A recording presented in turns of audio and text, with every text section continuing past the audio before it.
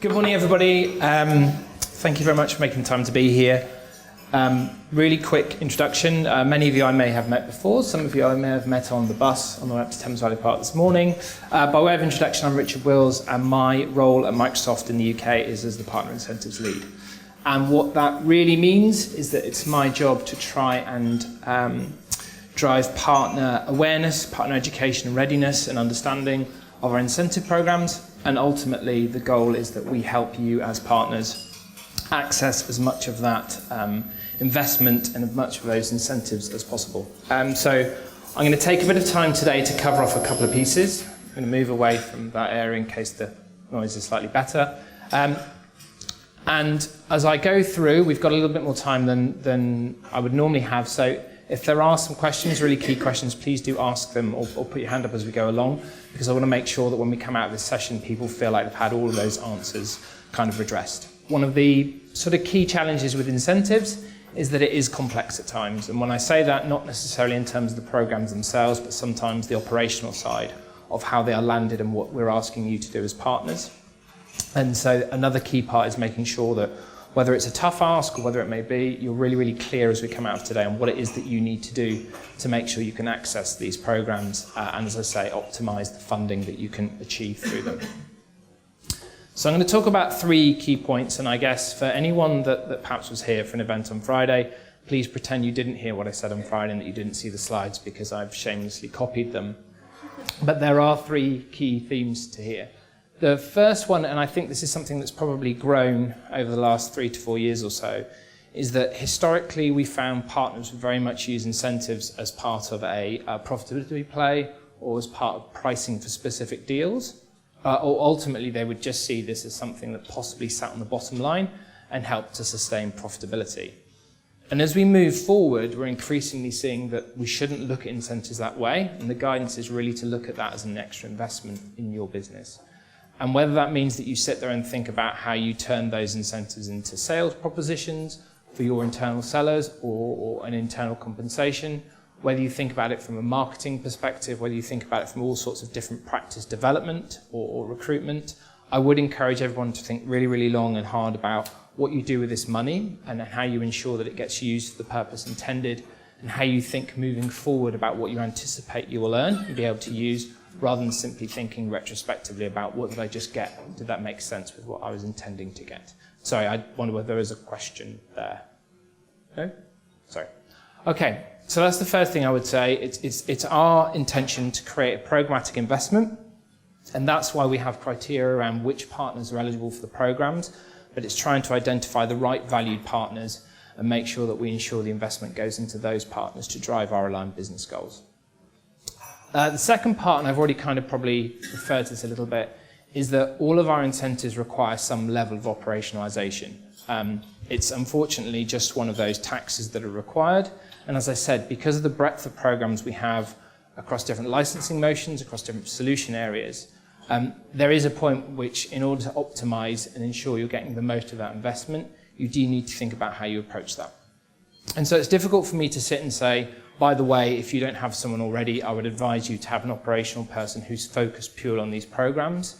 But what I would say is that in the large amount of cases, you'll often find that if someone went through the steps of setting that person up or a process up to cover that, then ultimately over a short period of time, you get back way more in terms of ensuring you maximize the incentive opportunity by having that person that you would otherwise do. So I would strongly advise whichever model you want to come up with, really think about how you look at this and what you expect to come in from it, and therefore almost look at this as an exercise to say what came into our business and what we did with it, and how we ensure that that was what we were deserving to be earning, and that it matches back with the business that we've been driving and landing with Microsoft.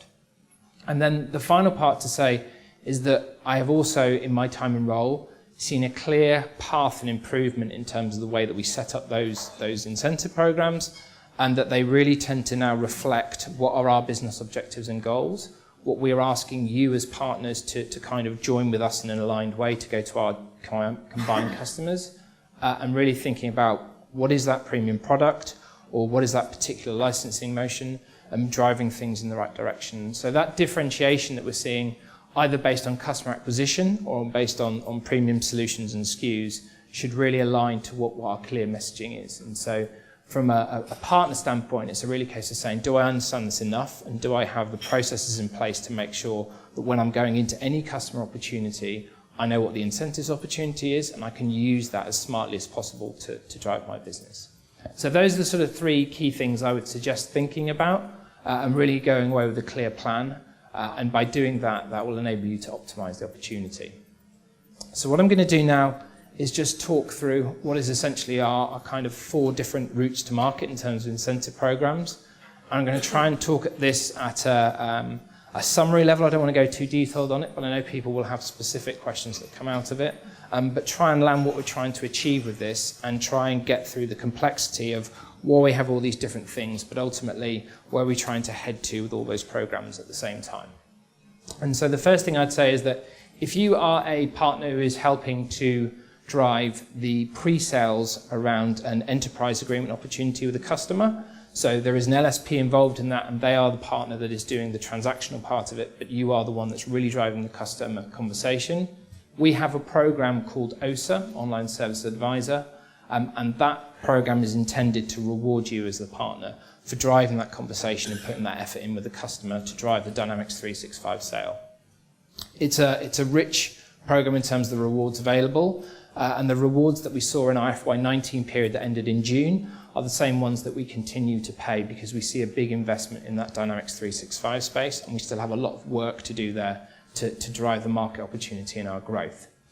The good thing from an operational perspective is historically this program was based on something called Digital Partner of Record, which I'm sure most of you are aware of. One of the challenges behind Digital Partner of Record was it's difficult from a partner perspective sometimes to get a customer to add you as Digital Partner of Record for a number of different reasons, and particularly because we are talking about partner incentives, and primarily we want to remove those incentive programs from the conversation with the customer. It's something that we want to have between Microsoft and the partner and not extend that further. And so one of the good things that we've seen on this program, and this kicked in at the beginning of April, was that we've changed the method by which we associate you with the customer from Digital Partner of Record to something called CPOR, CPOR, which is the Claiming Partner of Record. And what that enables you to do is to go into Partner Center and effectively self-associate yourself with the customer, rather than having to go through the process of requesting that customer add you as Digital Partner of Record and having to have the conversation, which can be difficult at times, around why you want them to do that and what it means for the customer as well as yourselves. So the CPOR piece that came in is starting to drive a much better opportunity for partners to be able to associate with all of these agreements and subscriptions. The one thing I would say is the way that that process works, while simplified, you go through Partner Center and you add maybe 5 or 6 key fields of data to associate yourself with the customer opportunity. It will still send a notification to the customer to say that you have associated with them. And so it's important that you're ready for that conversation if a customer comes back and says, why have I suddenly had this flagged up by Microsoft and what does this mean? So it's really important to know that and to kind of, I suppose, proactively close off that conversation. But it does at least mean that now the only reason why you wouldn't be associated is by exception, whereas previously we used to see a huge challenge with getting those Digital Partner of Record associations in the first place, and therefore being honest and transparent about it. This program has never paid anywhere near as much money as has been invested in it, and we'd like it to, simply because we've been struggling to get that association between partners and customers. So then, just in terms of what it looks like from a rate perspective, we base the incentives on an annualized contract value. So typically, if you're looking at a 3-year deal, we would take a third of that amount, and then we will apply a percentage to it, which for customer engagement is 20% of that value, and for unified operations opportunities is actually 50%. So what you see is, in one go, you see quite a significant investment coming back to you in your business for driving that pre-sales work and getting that customer to move on to the Dynamics 365 platform. And then the final piece I'd probably add there is that what you see on the third column across, it's the third line down, is there is also a customer add lever, which adds an additional 20%. That doesn't matter whether it's customer engagement, whether it's unified operations, but that 20% represents the fact we've got a customer that is effectively brand new to Dynamics 365, and really puts that focus around the customer acquisition piece, which is crucial when you think about the market that we're trying to break into and the share that we're trying to collectively gain. So that would therefore move those incentives from 20 to 40% and from 50 to 70%. So as I said, it's quite a significant investment, and it really reflects the focus that we're seeing on trying to get partners and, of course, customers moving over to that platform. Once that subscription with that customer starts and they move into the cycle of actually looking to use the technology, we have a secondary program which is called OSU, or Online Services Usage. And the intention of this program is to reward the partner who is effectively working with the customer on a project to drive the active usage of those licenses, because of course we need people to be using the technology that they have that they've procured. Otherwise we're not getting to the point of why this is all happening. The Online Services Dynamics program, again, we're going to change the methodology. So what you saw introduced with the OSA program back in April will also be applied to the OSU program effective the 1st of October. And so again, this is another attempt to drive simplicity and the ease of business in terms of associating yourself with those customers.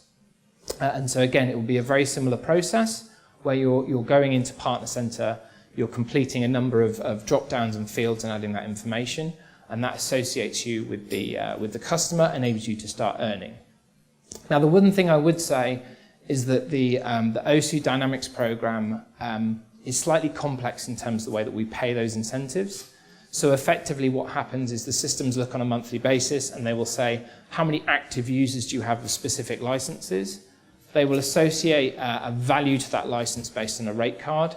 And then just to make things a little bit more complicated, what they will then do is they will pay a percentage of that amount that's being driven out. So it's a slightly convoluted way of paying.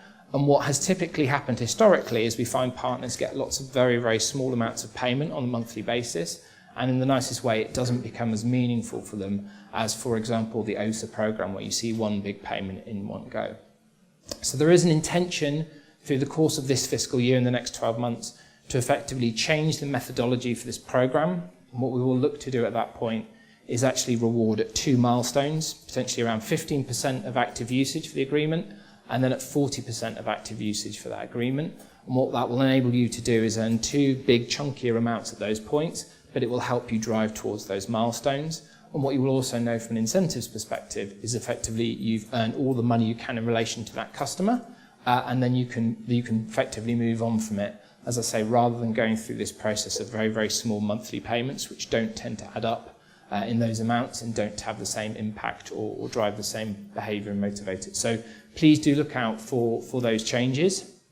And the other thing that you will also see as we move forward into that new methodology is that we will try and transition from looking at a subscription level to a workload level, because that recognises the fact that depending on how your, as a partner, how your unique talents may be, it may be that you're supporting specific workloads rather than going across the subscription. And of course, what that then removes is effectively the conflict between two partners who may legitimately be working with the same customer, but they are driving different workloads. So that's one of the big changes. And the second part, and again, this is looking at our long-term plan of, I'm not sure I'd say necessarily being licensing agnostic, but trying to recognise what the actual work is rather than the license that sits behind it, is the inclusion of CSP.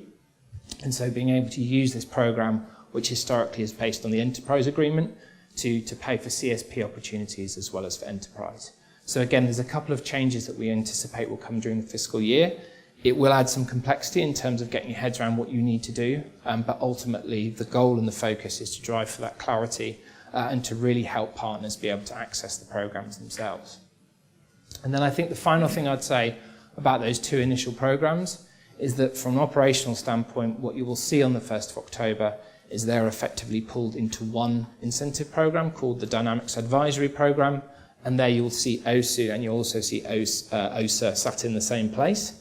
As we've moved towards all of our programs coming into Partner Center, the experience of looking at incentives and understanding different programs has become a lot better. The reporting is much better than it has been before, and this is part of that continued attempt to try and drive the same program for the similar behaviours and activities, and trying to reward those same partners in the same place, so you avoid going to a host of different platforms to access earnings information. So that's the probably key change, calling out on those two programs. But as I say, that will come into force on the 1st of October.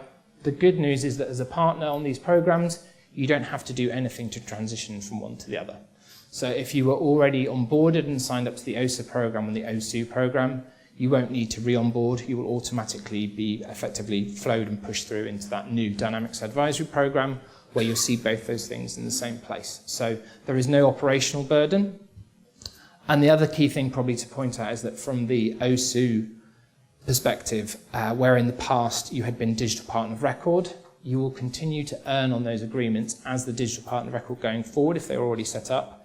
If it's an agreement that you associate with after the 1st of October, then you'll go through the new CPOR process to associate yourself with that customer through Partner Center. And so that's another just key thing from an operational standpoint, is to know what you need to do historically and what you need to do moving forward. Now, I briefly touched on CSP before. And so regardless of whether you are working as a CSP direct or an indirect reseller, the incentives that we have available are exactly the same. We have parity between those two programs and reflecting the investment we want to make in both channels, regardless of which way you're going to market, and whether you have a direct agreement yourself or whether you're working through an indirect provider to effectively provision those Dynamics 365 licenses for your customer.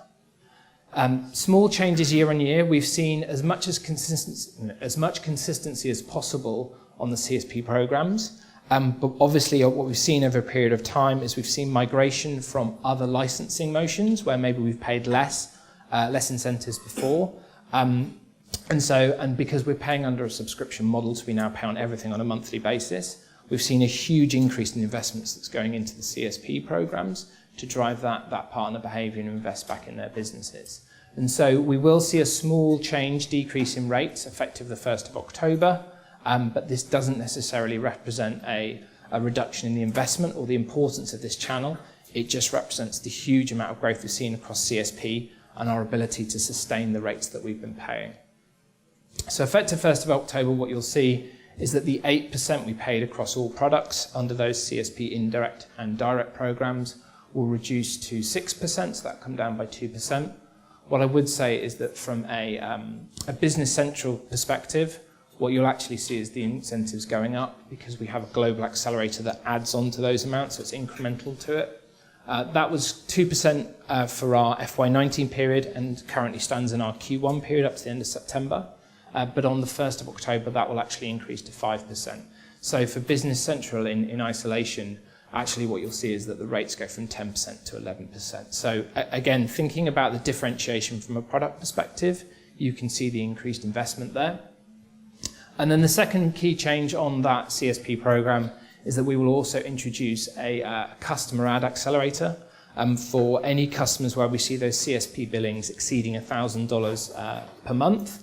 And on those agreements, what they will effectively look to do is to take an annualized contract value for that agreement, and they'll pay 20% of it.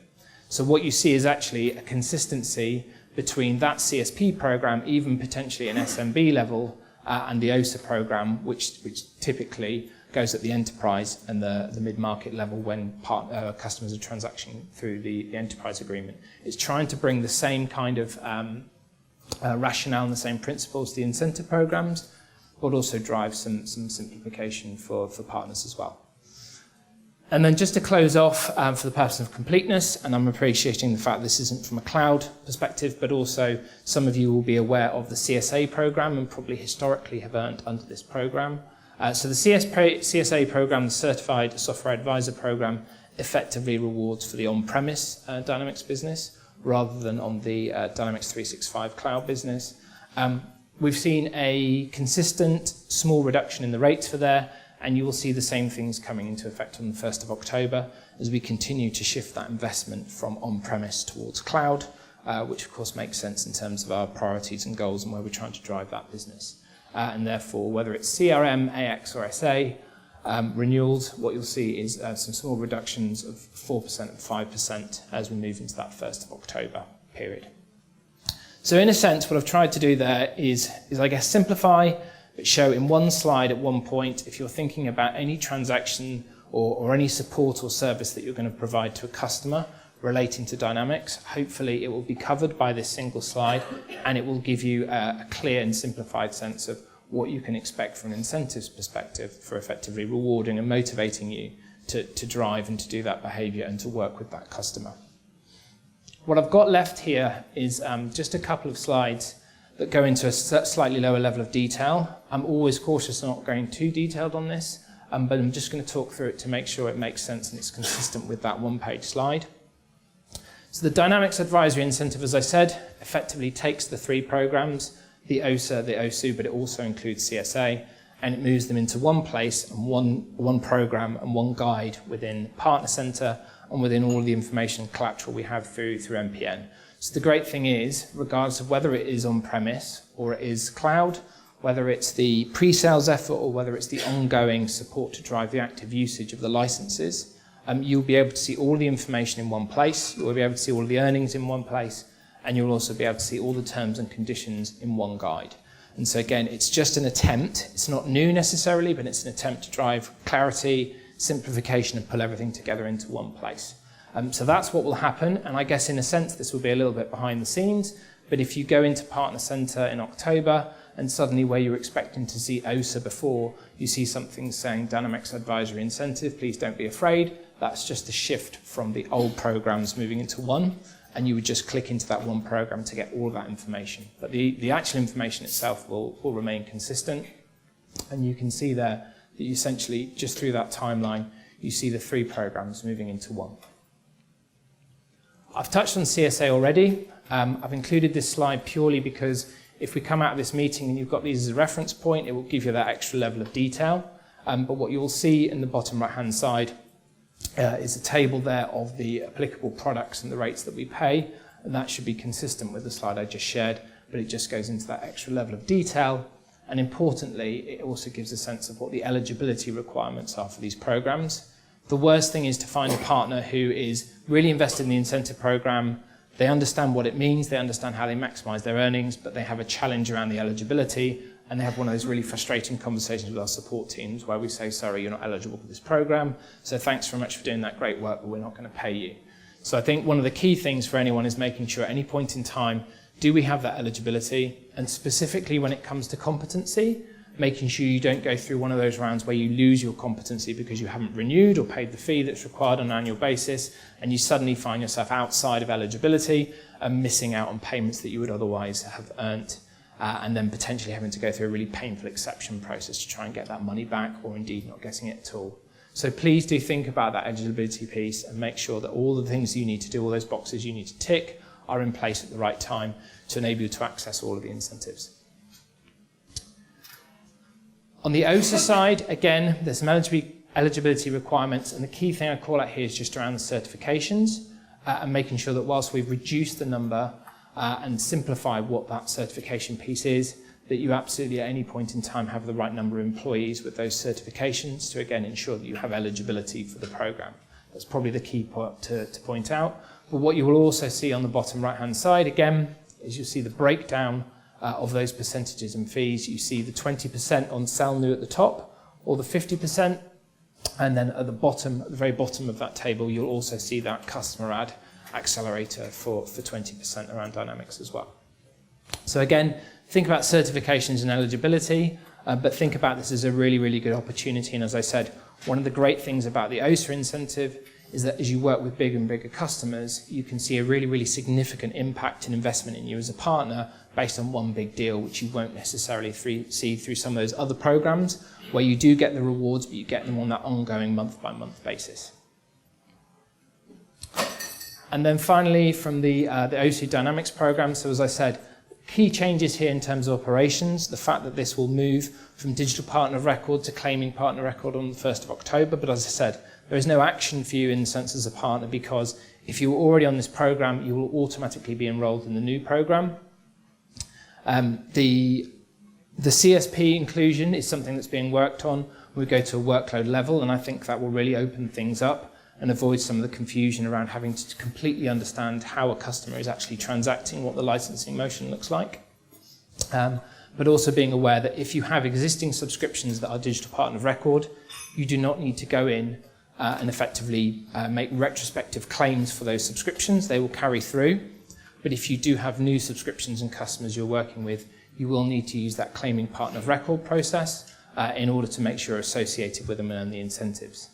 I think the thing I'd say on that is as soon as the guide is published, please make sure you're comfortable with the content, because that will probably give you a blow-by-blow view of where you need to go through Partner Center and the different screens you'll see in the drop-downs that you select to enable you to go through all those fields, to associate the customer and make that process really, really quick and smooth. And what could historically have been a really long, drawn-out process, particularly when you're working with a customer to add you as digital partner of record, could now probably move down to being a matter of minutes, if not an hour, to get all those pieces in place and get that registered and make sure you associate with the customer as soon as possible and start to receive the incentives.